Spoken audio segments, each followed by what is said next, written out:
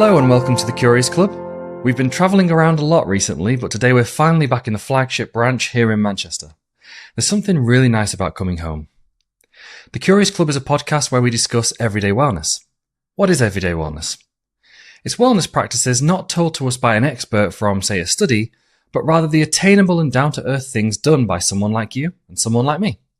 People sharing what their realistic practice is, the things they actually do to help them feel better. Also, we look into the things that stress us out, cause anxiety or make us upset, because it's important to look at the cause as well as the solution. My guest today is Jordan Winward-Kane. Jordan works as a global recruiter with a passion for creativity, specifically through cooking and music. I first met Jordan many years ago. We worked at the same company. We connected professionally, but also, and much more, as friends. Difficult days would be a little easier due to our similar humour and engaging conversations, and our fantastic friendship continues on long after we both moved on to other jobs. Perhaps the reason I connect with Jordan so well is his openness and honesty, and that comes through now more than ever. He's currently on a journey trying to understand his past, allowing himself to be vulnerable in order to better prepare for his future. He's an advocate for traditional therapy and lifts weights to help not only his body and longevity, but also his mental health. Jordan, thank you so much for coming on the show and welcome to the Curious Club. Thank you for having me. I'm looking forward to it. So, dude, I know you've had a lot going on recently and you've been working towards many things for quite a while, but how are you currently doing? Difficult to say. It's been a bumpy few months and I feel like I'm really starting to come out the other end of that now, especially in relation to kind of anxiety, even elements of depression in my personal life, dealing with a lot of challenges that hopefully we'll discuss a little bit more later in the podcast. But for me, it's been a lot of big wins. But usually after moments of all this hecticness going on in your life, you end up kind of plateauing. And I feel like I'm on that plane at the moment. Okay. Have you suffered with anxiety for most of your life, or has it been a recent thing? Well, the honest answer to that is yes. Have I knowingly suffered from anxiety for all of my life? No. I think this is really kind of what initially drew me to therapy in the first place. So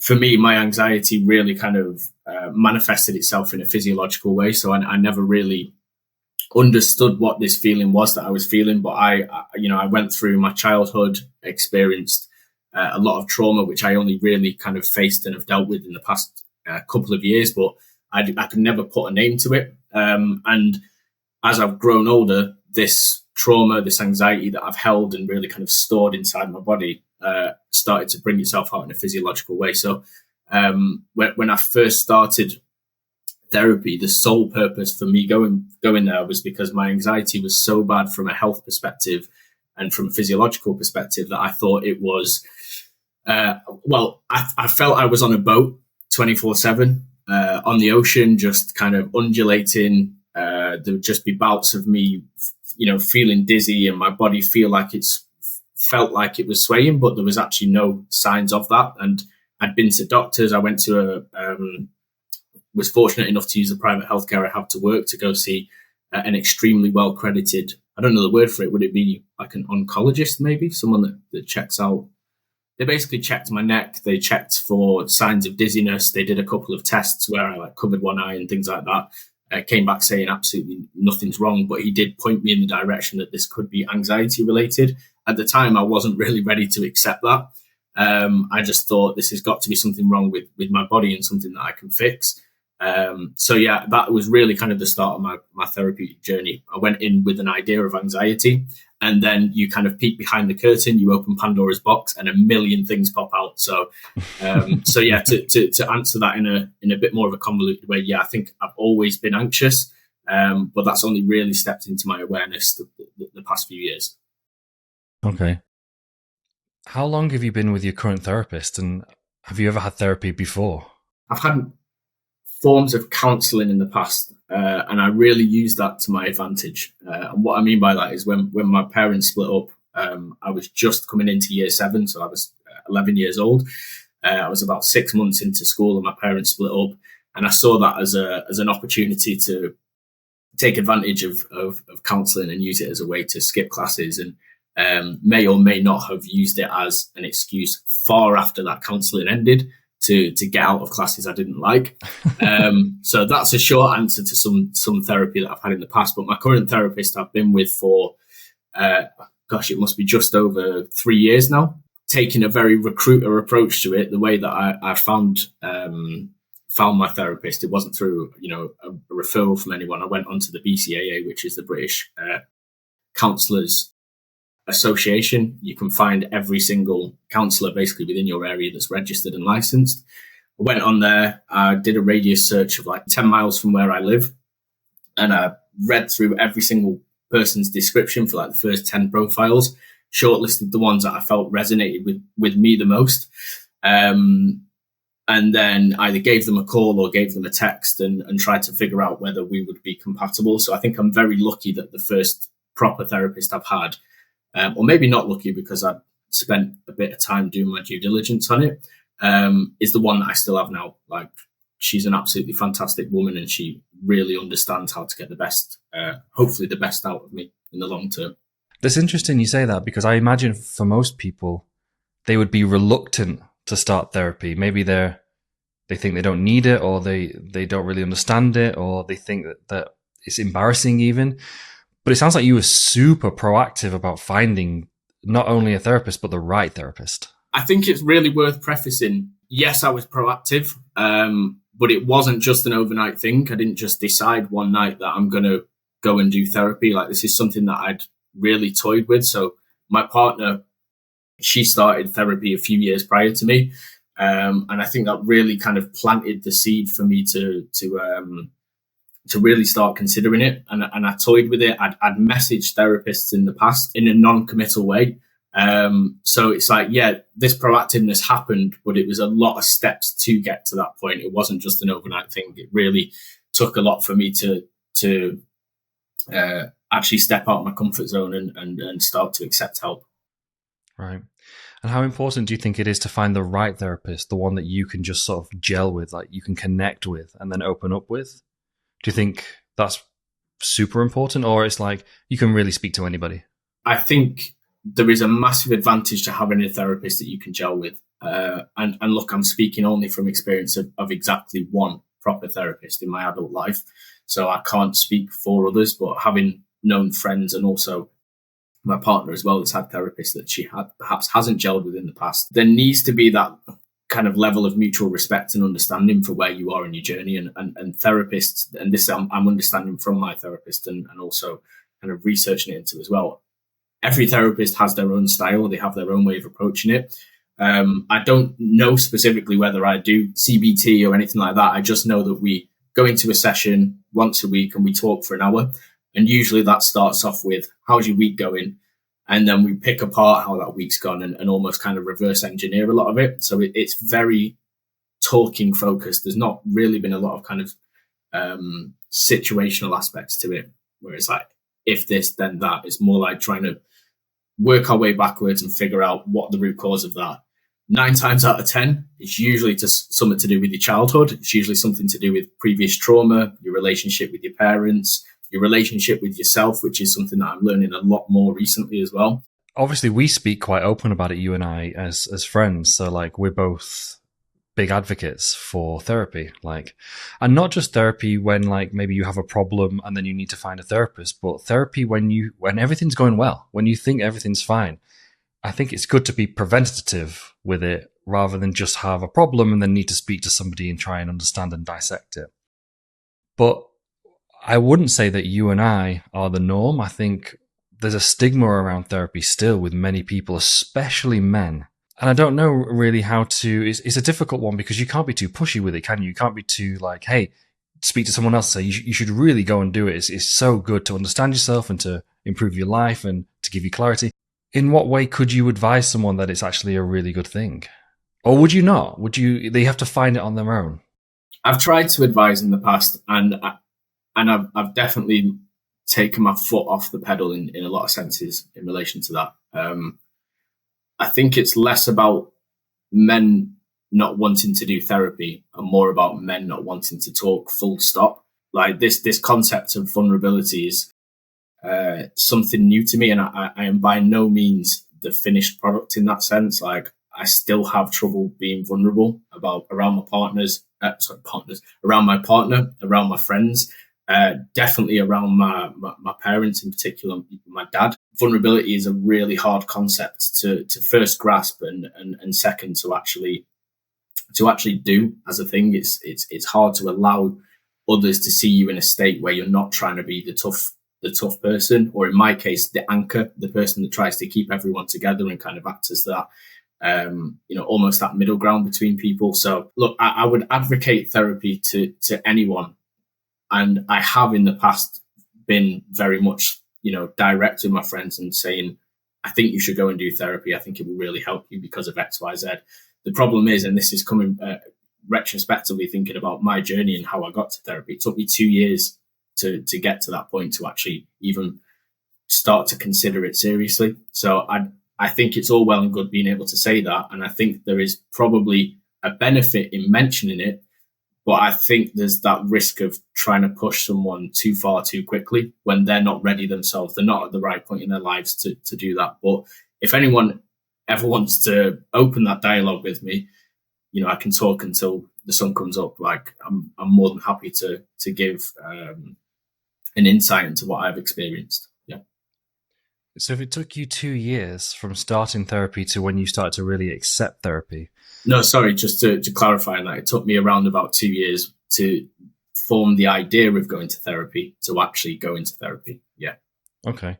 And then once you went, was there a little period where you were kind of thinking, I'm not really sure about this. Is it even working? Or were you like, you saw benefits from going straight away?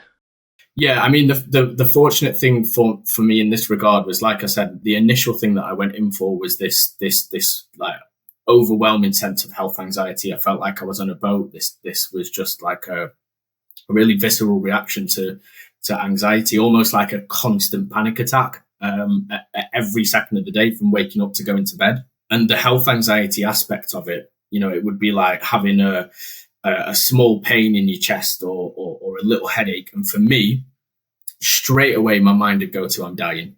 And I'd start going through all the rigmarole of going to a doctor or going to A&E or, X, Y, Z. It was just a really horrible time for me. That stuff got sorted out very quickly. That was almost like, okay, subject one, let's get your health anxiety out of the way. I say very quickly, it was still a couple of months, but in the grand scheme of things, I've been in therapy for 3 years. I would say sorting out my health anxiety was done in less than 10% of that time. It almost opened the door to everything else, as if to say, when these things happen in your body, you understand, at least to some extent, that this isn't your body telling you it's dying, it's your body telling you it needs to heal. Interesting. It's so fascinating when there's somebody like yourself who's quite open, or at least open more now than you used to be, talking about it. And it's just, our brains, our minds, and our emotions are so complicated and so unique and individual that sometimes I think like being a therapist must be a really, really hard job. You must be patient as hell. Like, do you know what I mean? Just to, it's that you're playing the long game with your patients if you're a therapist. Yeah. To really help them and really understand them and help them understand themselves. Maybe that's why some patients don't continue on with therapy, because it can take such a long time to get results. Yeah, definitely. And I've been aware of that. And it's kind of like anything in life that you really want to kind of have a go at. You have to make a habit of it.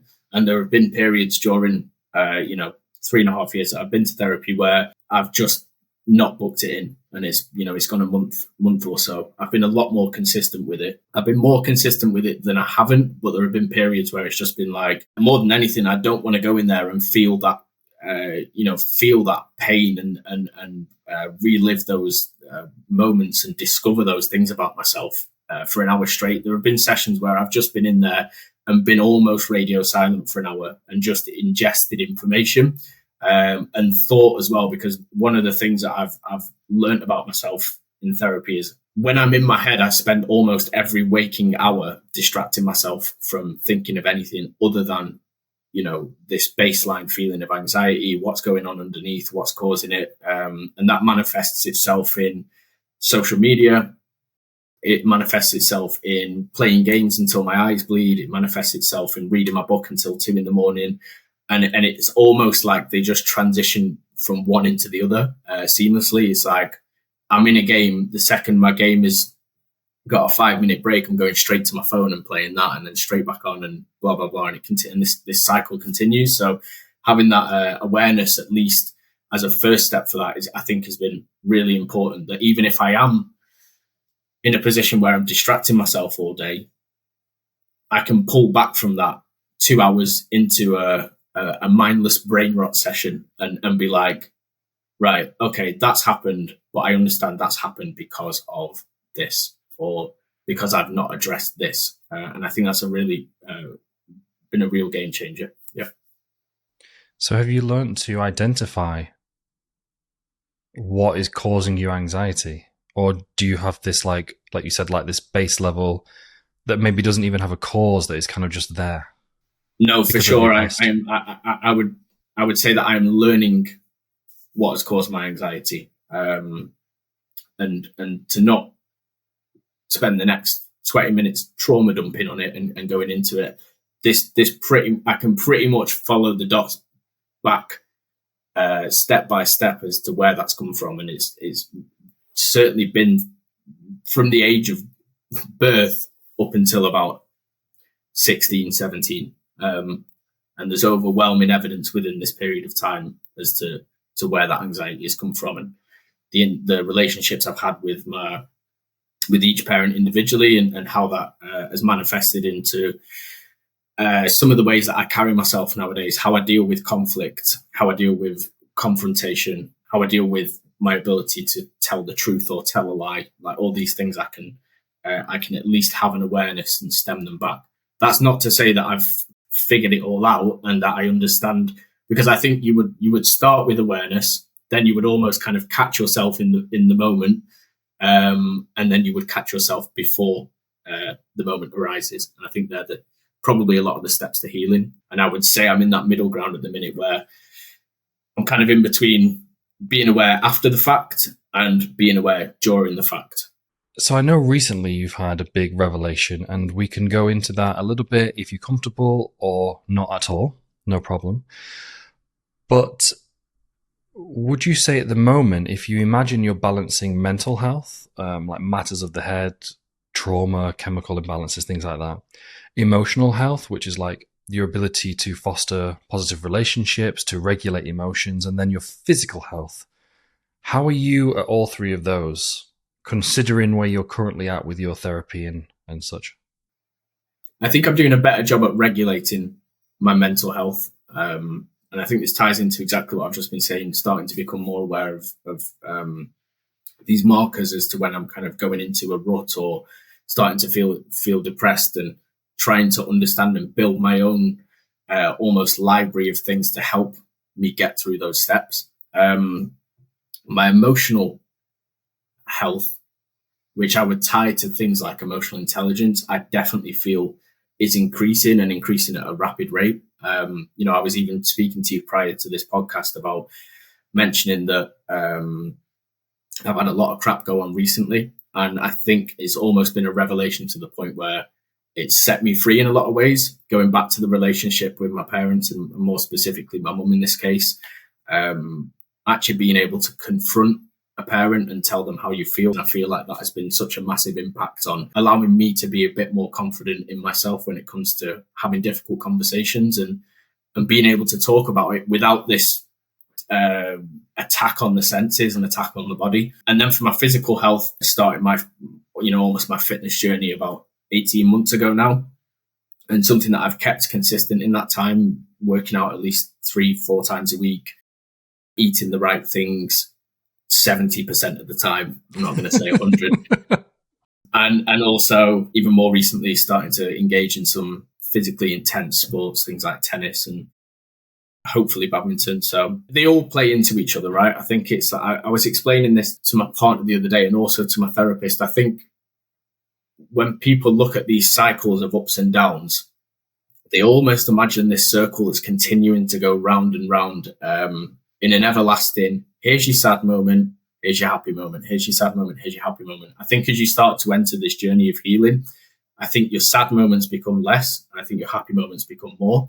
And as that goes on, the cycle gets smaller and smaller and smaller, where you're able to regulate, you're able to figure out the problems of these things, you're able to figure out what the best thing is in your arsenal to go and deal with that as quickly as possible and work through that. And it allows you to come out the other end quicker and more set up for success. They all play into each other. I think physical health is really important. I think it's something that has definitely been a game changer for me. Especially because through everything, I've been proud that I've been able to keep consistent, even on my dark weeks, like even on weeks where I felt absolutely terrible. I've still managed to drag myself to the gym, whether it's for 20 minutes or, 2 hours. Just showing up has really, really helped. It's really helped me to kind of at least walk away from that and gone, oh yeah, I've had a shit day, but I've still managed to go to the gym. I've still managed to make myself hurt and come out of it very hungry, usually. I really admire your resolve, dude.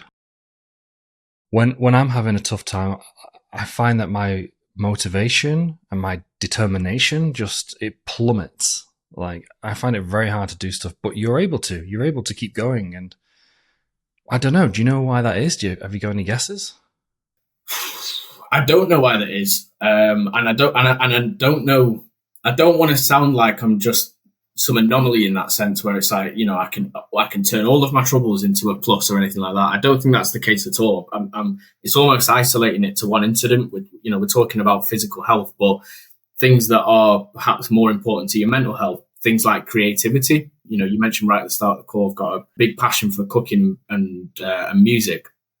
I have a passion for them, but in my times where I feel unmotivated, there's nothing I want to do less than go and make a piece of music or jam for a bit or spend an hour and a half cooking or something like that. There's nothing I want to do less. And those ruts become really difficult to get out of. And they can last for a heck of a long time. I feel like I lost my creative way so much over the past, for most of my young adult to adult life. And that's only really starting to creep back in now. Slowly but surely, and I'm getting that kind of confidence back into to go in there, have a go at making something regardless of the outcome. But to go back to your point, I don't think there's like I almost feel like exercising is a constant amidst all of that, but that doesn't take away from the fact that I still have demotivation and as well. So yeah, I think a lot of times when there's like musicians like yourself, I think a lot of musicians don't realize it, but the music that they produce or they create is actually kind of like a form of therapy for them. Like if they're in a better mood, the music reflects that in the chords and in the tone and in the beats and everything. Whereas if we're sad, then we make a sadder song. Some people journal and some people write lyrics and some people make beats. And so in a way, losing that when you're in those dark times is probably just makes everything more difficult because you don't have that therapeutic like output. You're not able to expel that through the way that you do.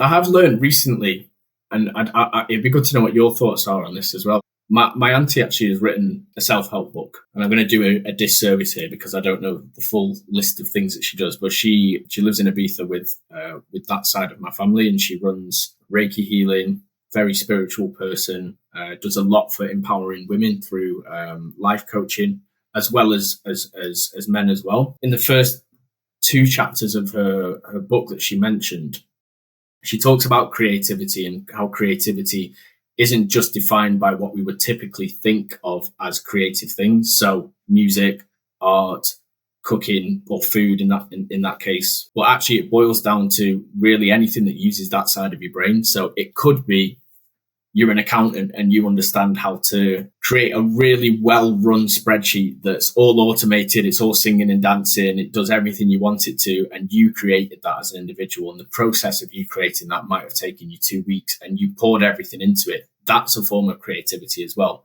So I think there's also probably I don't want to say a misconception, but I think there's a big miss from a lot of people that really kind of just pigeonhole creativity into one single thing, as opposed to thinking about creativity is with us in pretty much all walks of life, no matter what you do. I don't know how that resonates with you. Do you find creativity to be something that you see outside of, let's say, the norm when it comes to creative activities?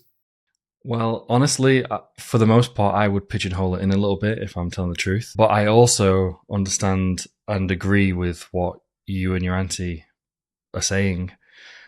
Definitely, like, I used to know a person at the job before we worked together. We used to say that she was a lady in the streets, but a freak in the sheets. We were talking about spreadsheets because she was so good. She was so good at formulas and making it and highlighting sections and making it all look like it wasn't a spreadsheet.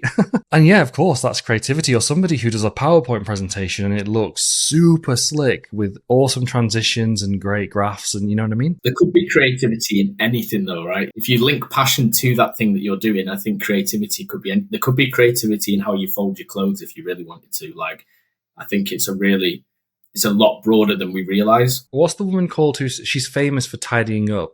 Marie Kondo?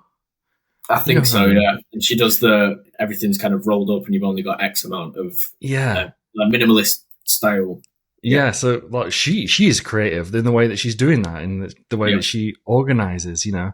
Exactly what you say. Traditionally, you think of the arts or whatever, and that's creative. And then anyone who works a 9-to-5 office job, then they're not creative. What's the opposite of creative? Uncreative.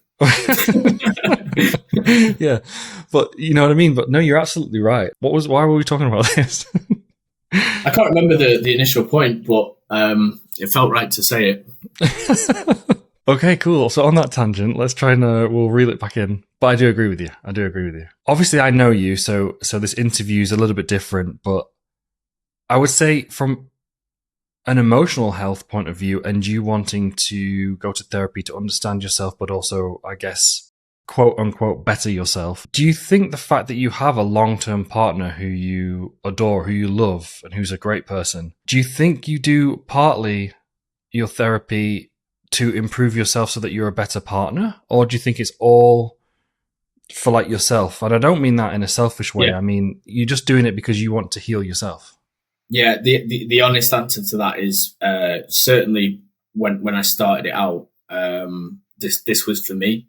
I think there is a massive advantage, and probably quite uncommon as well, that both partners in the relationship are both going through a therapeutic and healing journey. I think there's a massive advantage to that. But don't let it fool you. Like, you know, even though I'm going to therapy, there's so many things that it's taken me so long to actually gain the courage to speak to with my partner. And likewise for her, we're still in that journey together. We've been together for 10 years now. We're engaged. We're, you know, due to be married at some point in the hopefully not too distant future. But there's still a lot to do. There's still a lot to uncover, and still a lot in terms of how we can be honest with each other, how we can present the best version of ourselves to each other as well. It was for me initially, and I would say now it's a mixture, because there are things that get drawn into both of our therapy sessions where, you know, it's about the other person. It's about how best to deal with that. It's about how you feel about that. And it's about being able to express yourself. It's about what I mentioned towards the start of the podcast about allowing yourself to be vulnerable. And that can be really, really difficult with, especially with your partner. I think probably another misconception, you know, it's 99.9% of relationships are not this kind of Disney fairy tale thing that you have in mind. I'm very, very fortunate for the partner that I do have. I think she matches me in most aspects of my life. And I think that's why we've been together so long, why we rarely argue, but I still think there's so much for us to learn about each other. And I think therapy is definitely helping with that. So to answer your question, yeah, I think it started off with me. Now I feel it's a bit of both. And there's no real kind of answer on going into a session what the focus is going to be. I've explained this to my therapist. I'm almost kind of gamifying my therapeutic journey sometimes, where I'm seeing like, okay, as I spoke to you, I've kind of dealt with confronting my mom and telling her how I feel for the first time in my entire life only 2 weeks ago. And that was really bumpy. But in my head, I was kind of feeling like I was working through all the side quests and leveling myself unlocked. up. Yeah, literally to get to a point where it was like, okay, I can face the boss being my fear of actually speaking to my mum. And now that that's done, it's almost like, okay, you've had a 3,000 XP boost off the back of it. You're ready to go and face other things. So that's kind of how I see that in a lot of ways. And I think there are still a bunch of bosses for me to go and fight, but I'm getting stronger each time. That is such a great and unique way to put it, dude. Yeah. And really, between your partner and between this recent revelation and everything, and for someone who's known you for a while now, I'm just so happy, dude, that you have, in your words, leveled up. So I'd like to bring it back to the everyday a little bit, because we've been speaking about long journeys, we've been speaking about larger revelations and such. But what are the sort of more mundane things in your everyday life, whether it's something at work or whether it's something that just niggles at you? What are the everyday things that give you a bit of stress or that cause you anxiety? Well, one of the things I really enjoy about my job, certainly more in the past 12 months, we've been a lot quieter when it comes to kind of like business as usual stuff. So there's been a lot more project focused work. And a lot of those projects, I'm talking about creativity again, come to ideating, defining, implementing new processes, better ways of working, understanding how to squeeze as much blood from a stone as possible. And as cheesy as it sounds, improve the candidate experience. But in the midst of all that, it's kind of similar to the journey I've been on with my, when I finally peeked behind the curtain to my mum and dad. You peek behind the curtain of a global business and understand there's a heck of a lot to sort out. There's a lot of stresses that come with that. There's a lot of responsibility and expectations from people. So I definitely feel that. I definitely feel the stress of that expectation to deliver and deliver well. Because if you deliver well a few times, it's almost like people see that as a gold standard and they don't expect anything less. So you put a lot of pressure on yourself. I deal with candidates. I deal with people all day long.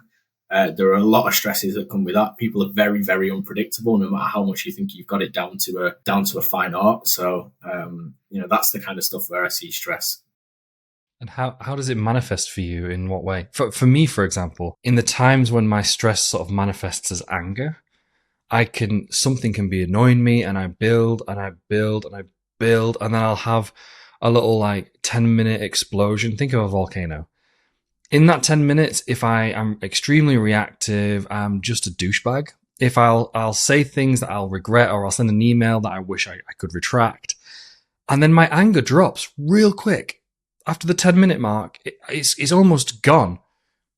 But what I've done remains. So then I sort of move into a cycle of regret. And it's a real shame, but I've never really seen you that angry.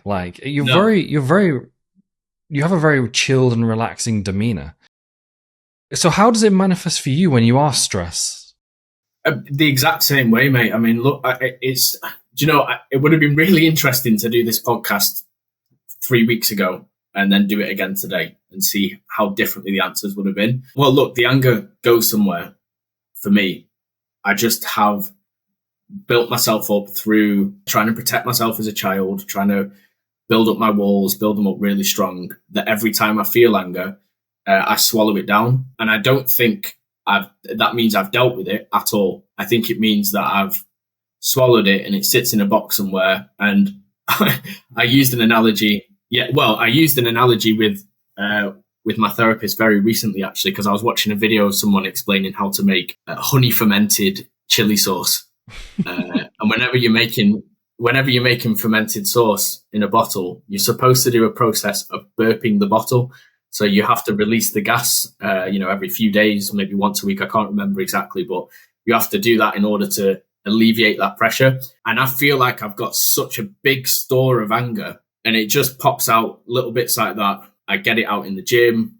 I direct it towards that. Even when I'm playing games, I can get really stressed at games, but I think probably the answer behind that all is I'm using that as an outlet to release some of my stress and my anger. So talking about it as well, making people aware that you hold this anger. There's some of the ways that I personally deal with it or personally recognize where it goes. But I think the end result is still the same, mate. I think that anger comes in. It comes in frequently. I just compartmentalize it, and I'm now understanding, one, that's not healthy, because the fermented jar of honey chili sauce will explode everywhere or implode as well. You can either go out or in. It's more of a recent revelation understanding that. Outwardly, I might seem like a very chilled person, but I still hold a lot of anger and have done my entire life. I just never known what to do with it. Well, like you said, you're redirecting it into kind of something that turns it into a positive, like weightlifting or working out. I think the healthier thing to do would be to deal with it there and then, and be able to, almost like a North Star for that aspect, for that boss fight, would be to get to a point where it's like being able to healthily deal with the anger in the moment. I don't think I'm entirely there yet. I think there's been instances, especially over the past 12 months, that I can think of, where I've been angry in a situation, and instead of swallowing that and just feeling shit for the rest of the day, or going in on myself and feeling really depressed, I've actually taken a few steps to go and speak to that person directly with them. You kind of feel in this sense of like you said, with almost regret, when I have done that with especially with my friends in recent times, and that cycle of regret gets smaller and smaller. Again, it's this kind of concept that the shit times are shorter and the better times are longer, and that applies to most stuff. It seems to apply with actually confronting your anger as well. Mm-hmm. So it sounds to me that your therapy is not just physical exercise, but also things like computer games, and that's one way you can get out some of that stress and not necessarily deal with it at the time, but like if you can at the moment, if you're able to, do you have any way that you do deal with it in the moment? Say you're particularly stressed or particularly angry, and you're about to have a meeting or you're about to go to a meal with friends or something, and is there anything that you do in that time, like just you think about something, or you do a breathing exercise, or is there anything there, or are you just that good at pushing it down temporarily to release it later? When I did have the conversation with my mum 2 weeks ago, I came off that call feeling really intense levels of anger for the answers or lack of answers that she had for me, and the way that she dealt it felt very emotionally immature for someone that's supposed to be the person that mothered you and nurtured you, and things like that, things which I feel like, well, now no, I didn't receive as a child, didn't receive as a young adult. But I came off that call feeling very angry, and I rang my dad straight away. And I don't think my dad's perfect in this situation either, but he's certainly been there for me a lot more throughout my entire life. Not to say that he's a perfect father. I don't think so entirely. And I've had that conversation with him. But I think the fact lies in that I've had the conversation with him. Like, he's been receptive. He's understood it. He wants to work on that. So I rang my dad anyway. And I felt so angry, and I was, I got to the point on the phone where I was screaming, but I wasn't screaming at him. I was screaming at the situation. And it just so happened to be I was talking to him while that came out. And I could feel my dad bringing that conversation to the side really quickly. He started discussing, how are you at the house, blah, blah, blah, trying to detract from the conversation. And my mind just went like that. And it was like I was really intensely breathing. I was huffing as I was walking, feet stomping, and then really quickly it just kind of took that decline. I think in part because I'd actually shared that problem straight away with someone and explained the situation that happened. I think in part because he tried to help bring me down. And I think also in part due to what I've known to do for my entire life, which is just push it down, push it down, push it down. But the fact I'm speaking about it now, the fact I've had conversations about this exact scenario with multiple people over the past week, I think has just been burping that jar. Yeah. So how important would you say that your positive relationships are? In what aspect? In general, for your mental health, for your happiness. I think what I'm learning more, or trying to learn more than everything, is less about the positive relationships that you have, even with your partner or your parents or your friends or your work colleagues, but the one with yourself. And I still think there's a heck of a lot of work to do there. This concept of connecting with your inner child, and, silly as it sounds on the face of it, being able to have that conversation with him, addressing problems with him directly to heal me in the here and now. So yeah, I think there's insane benefits to having positive relationships. Probably the most overlooked one, for me at least, and I would assume millions and millions of people worldwide is having that positive relationship with yourself first and foremost. I'm learning it. It's really difficult. Yeah. Of course, man. I mean, if it was easy, you wouldn't need to go to therapy. Exactly. So how is understanding and connecting to yourself more over time improving the relationships of those you love and care about around you? Well, the more you learn about yourself, the more you learn why you are or how you are with other people. It's almost like a self-answering question, right? It's like the better relationship you have with yourself, the better relationship you have with other people, just by byproduct of the work that you're doing to help yourself, to understand yourself, to understand what makes you feel like it does and why you feel like it does and how you get over that. When you fall into those conversations where perhaps you have a friend that's not at that point in his journey, it allows you to pick up the slack. It allows you to be, I want to say emotionally mature, but that sounds almost condescending, right? I don't want to ever be in a position where I feel like I'm better than someone because I've been doing the work therapeutically. I think everyone is on their own journey, and especially when it comes to relationships. It's so hard to say. I've got so many best friends who are not on that journey yet, but they're still fantastic people. They would drop everything in a heartbeat to have a conversation with me. Would they be able to deal with that conversation in 100% the best way? Probably not. But then it's on me working on myself, understanding where I sit in this and how that balances with the other person to almost dictate the flow of that conversation, to dictate what is said, what isn't said, how you handle it. Does that make sense? It does, but it sounds like maybe you're not necessarily getting the support you need from people who aren't as, for lack of a better term, evolved as you are. Do you know what I mean? Like, they can help you in certain ways, but maybe you're getting to a point now where you need something a little different because of how far you've grown and what you've learned. Yeah, but I can't expect that of people that haven't started that journey or even begun to understand it. I think that, I think it's probably quite unfair to think that just because I've gone ahead and done the work, that means they should have as well. The only person I put that blame on directly is my mum. She should have been doing this work in some way or another 29 years ago when she decided to have kids. Yeah. She's got so much going on in her life. I don't even know 2% of it, but I feel that there's definitely some anger and expectation from me as a child to say, you should have started this journey. So maybe you could catch up with me, or we could have more meaningful conversations and really understand both sides of things. For my friends, though, I can't expect that. That's for them to decide. I can help push them along, but it's, I never want to interject and go, oh, well, I've been doing this, therefore I have the final say on it. It's like, no, I've been doing this so I can help advise you. I can't tell you that. Yeah, of course, man. Sometimes, though, I think anyone can provide a unique aspect or viewpoint on a situation, regardless of who they are, where they come from, what they believe in. So I think there's a real importance and wonder to speaking to different people from different places, because we've all had different lives and we all have different perspectives, and sometimes you can speak to one person who maybe they don't open up that much, but you can get an absolute diamond in the rough out of them, and they can really help you in their own unique way. So that's something that's really, really, really spectacular about having different people who are just willing to talk to you regardless of where they are currently at. Very true. Very true.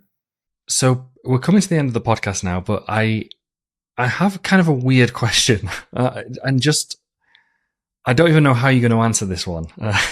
You've basically had a life's worth of challenge to navigate through with your mum, as you've alluded to on this podcast. As you've come to a revelation with her, and almost like you're able to now move in a different direction from that relationship, or if you know what I mean. Yeah. If you could, or if you can describe what that's like, are you able to? Because I can't imagine what it would be like to have something that's been weighing on your soul for so long, and then when you have come to a conclusion, or you've changed the direction of the story, or you moved on to the next part, or you've leveled up to the next level or something. I know in the moment you said you were very angry when you called your father, but what does that feel like for you now? If you could describe it. First, there's a massive sense of pride for myself for being able to do it, confident enough and ready enough to have that conversation, no matter how the conversation went. The very start of that call, everything flooded back to me. My heart was hammering out my chest, and I really fumbled through the first part. And I'd kind of accepted, regardless of how this conversation goes, I'm not doing this to hear your answer. I'm doing it to tell you how I feel. And I think that's the most important part. To go 29 years of your life and to never once have an honest conversation from the heart in any way, shape or form, with your mum, your dad, anyone in your life, is a big step to take.